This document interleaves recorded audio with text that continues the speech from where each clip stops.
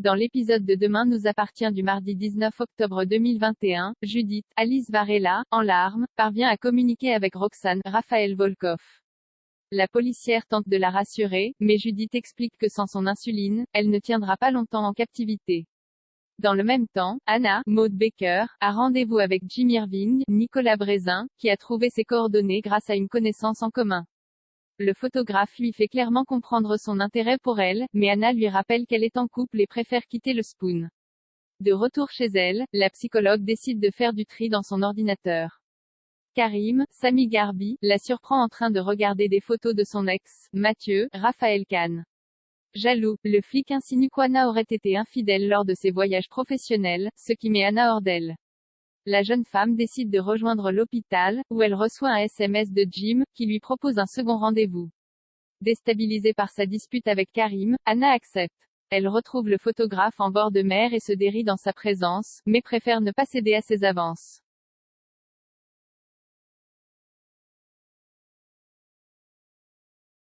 Au Spoon, Vanessa, Victoire d'Auxerre, reproche à Bar, Hector Langevin, d'avoir commandé des maquereaux plutôt que des dorades. Le fils de Flore, Anne Caillon, lui explique que leur fournisseur n'avait plus de dorades, mais Vanessa ne se satisfait pas de cette justification. Audrey, Charlotte Gassio, qui assiste à la conversation, lui suggère de cuisiner une recette simple et réconfortante, du maquereau au vin blanc. La chef se montre réticente, mais finit par avoir plusieurs idées. Finalement, le service se passe merveilleusement bien. Bar remercie Audrey, qui semble avoir le service dans le sang. De son côté, Vanessa est enthousiaste. Elle propose deux nouveaux concepts à Bar, le batch cooking et le comfort food, qui consisterait à cuisiner des recettes simples et réconfortantes avec les restes. Ravi, Bar accepte. Le soir venu, Audrey rentre chez elle avec un beau pourboire et des restes de nourriture. Toute la petite famille se réjouit de la voir s'épanouir dans ce nouveau travail.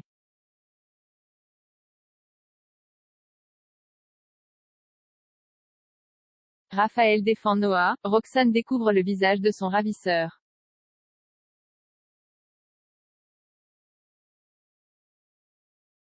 Au commissariat, Martin, Franck Monsigny, demande à Georges, Maël El Ajaoui, de visionner les caméras de surveillance des rues annexes à celle où Judith a été enlevée. Nordine Baker, un jeune gardien de la paix récemment recruté, propose son aide. Au même moment, Raphaël, Jennifer Loret, débarque au commissariat.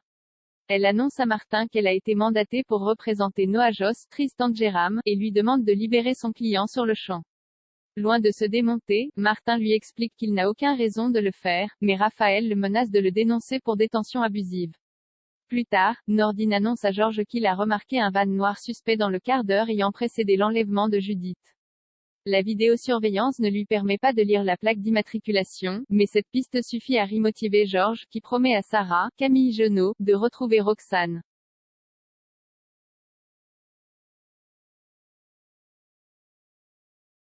Plus tard, Martin annonce la libération de Noah à Chloé, Ingrid Chauvin. Persuadée que le jeune homme est lié à la disparition de Judith, la proviseure accuse le coup. Elle reproche à Xavier, Charles Lelore, d'avoir mêlé Raphaël à ça. Le procureur lui explique que la police n'a aucune preuve pour prolonger la garde à vue de Noah, mais lui promet de retrouver Judith.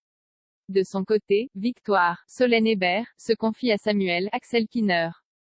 Depuis sa grève de cœur, elle ressent le besoin de faire table rase du passé et de rompre avec Georges. Attentionné, Samuel se montre à l'écoute et lui fait remarquer que si elle revient sur le marché, elle fera beaucoup d'heureux.